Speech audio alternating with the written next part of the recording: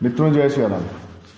आज हिंदू जीवन ज्ञान में जैसा मैंने आपको पहले भी कहा था कि हमारा ये प्रयास होगा कि मैं आपको कुछ ऐसी बातें बताऊं जिससे आपको आपके जीवन में बहुत लाभ हो।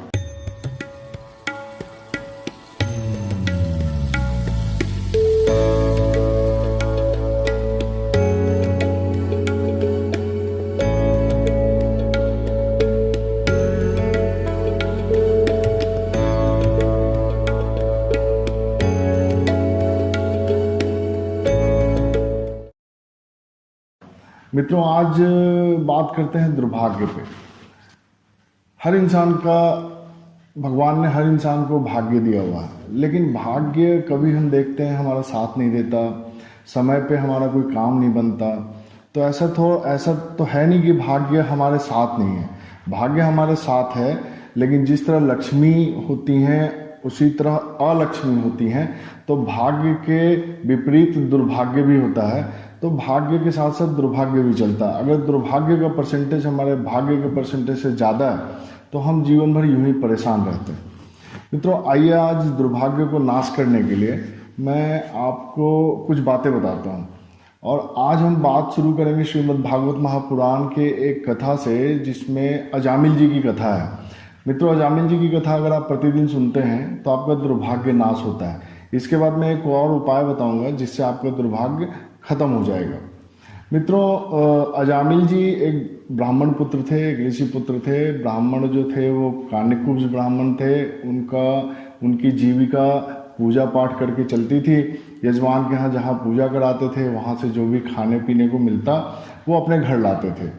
वृद्धावस्था होने के कारण एक बार पूजा पाठ कराने के बाद ब्राह्मण ने अपने पुत्र, जिनका नाम अजामिल था, उनसे कहा कि अजामिल, मैं वहाँ से नहीं ला पाया पूजा पाठ का दिया हुआ दान, तुम जाके उसको लेके आओ। अजामिल बहुत पितृभक्त थे, पितृआज्ञा से वहाँ गए। उन्होंने वो सामान लेके यजमान के यहाँ से अपने घर को चले।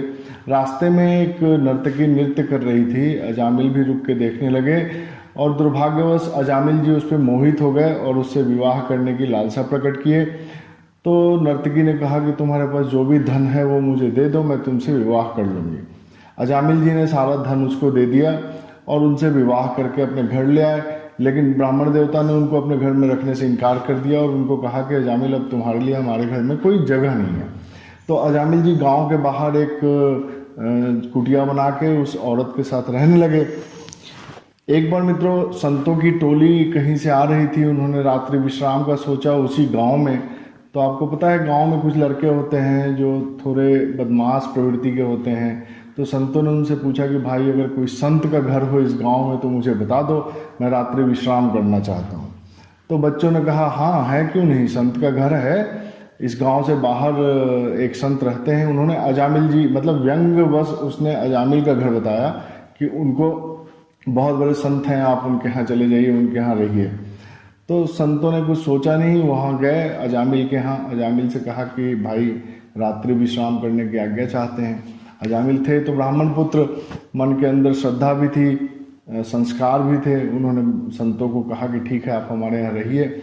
संतों को भोजन कराया, उनके पैर धोए, भोजन कराया, रात्रि विश्राम का उनको बोला। तो संतों ने कहा कि भाई, हम लोग ऐसे रात्रि विश्राम नहीं करते हैं। सबसे पहले अपने ठाकुर जी को सुलाते हैं, कुछ नृत्य भजन कीर्तन करते हैं। तो अजामिल ने कहा ठीक है, आप कीजिए। और अजामिल अपने कमरे में विश्राम करने को चले गए। जब संतों ने भजन शुरू किया तो अजामिल की भी धीरे धीरे भक्ति जगने लगी और वो उनके पास पहुँचे और कहा उनसे कि प्रभु, आप लोगों ने मेरे घर में आके मुझे मैं बहुत आभारी हूँ कि आप हमारे घर आए, आपने मुझे कृतज्ञ किया। लड़कों ने आपको गलत बताया था, मैं कोई संत नहीं हूँ, मैं बहुत बड़ा पापी हूँ। तब संतों ने कहा, कोई बात नहीं भाई, तुमने इतनी सेवा की, भोजन कराया, ठाकुर जी को रहने का आश्रय दिया, भजन कीर्तन करने का मौका दिया, तो तुम्हारे अंदर कोई बुराई तो है नहीं। हाँ, एक गलती तुमने जरूर की है जिसकी वजह से तुम्हारा दुर्भाग्य जागृत हुआ, लेकिन चूंकि हम संत हैं, हम तुम्हें कुछ देना चाहते हैं। तो अजामिल ने कहा, प्रभु, मुझे किसी चीज़ की कामना नहीं है, बस इतना बता दीजिए कि प्रभु को कैसे प्राप्त हो। तब संतों ने अजामिल से कहा कि अजामिल, एक काम करो, तुम्हारी पत्नी गर्भ से है और जो तुम्हारा पुत्र हो उसका नाम तुम नारायण रखना। नारायण रखने से तुम दुर्भाग्य से जरूर छूट जाओगे। अजामिल ने ऐसा ही किया। जब उसको पुत्र रत्न की प्राप्ति हुई, उसने अपने पुत्र का नाम नारायण रखा।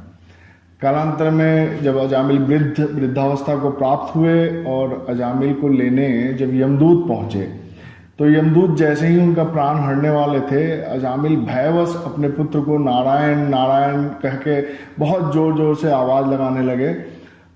इतने में यमदूतों ने क्या देखा कि वैकुंठ से विमान आया और अजामिल को बिठाकर चला गया। यमदूत जब वापस यमलोक को पहुंचे, उन्होंने यमराज से पूछा कि प्रभु ऐसे कैसे हुआ, इतने पापी इंसान को वैकुंठ से दूत कैसे लेके चले गए। तब यमराज ने उनको कहा कि उन्होंने जब अपने मृत समय में जब उनको मृत्यु प्राप्त होने वाली थी, उन्होंने नारायण का स्मरण किया और नारायण जो है चूंकि भक्त वत्सल हैं, उन्होंने अजामिल की पुकार पे अपने दूतों को भेजा और अजामिल को वैकुंठ लोक लेके चले आए। तो मित्रों, सिर्फ अजामिल ने एक गलती करी थी, उसकी सजा उसको मिली, लेकिन अजामिल ने अपने पुत्र का नाम नारायण रखा। संतों के आशीर्वाद से, एक नारायण के स्मरण से अजामिल वैकुंठ को प्राप्त हुआ। तो इस कथा में आपको दो चीजें मिलती हैं। पहली बात, अजामिल की कथा सुनने से दुर्भाग्य का नाश होता है। दूसरी बात, नारायण नारायण कहने से दुर्भाग्य का नाश होता है। इसके अलावा मैं आपको एक उपाय बताता हूँ। जैसे मैंने आपको शुरू में ही कहा था कि एक कथा बताऊंगा, एक उपाय बताऊंगा। तो उपाय में मित्रों कुछ नहीं करना, आपको रविवार को देखना है कि पुख नक्षत्र हो, तो रवि और पुख के संयोग में बहेरे का पत्ता लेना है, बहेरे का पत्ता लेना है और शंखपुष्पी की जड़ लेनी है। रवि पुख के दिन बहेरे का पत्ता, शंखपुष्पी का जड़ आप अपने घर लेके आए, उसे पीले वस्त्र में या किसी डब्बे में पूजन स्थल पर रख दें। आप खुद ही महसूस करेंगे कि आपका दुर्भाग्य धीरे धीरे खत्म हो रहा है और भाग्य आपको बहुत ही मजबूती से आपका सहयोग कर रहा है और आप अपने मनचाहे काम को, व्यवसाय को या शिक्षा को प्राप्त कर पाएंगे। आपको धन की भी प्राप्ति होनी शुरू हो जाएगी। जय सिया राम।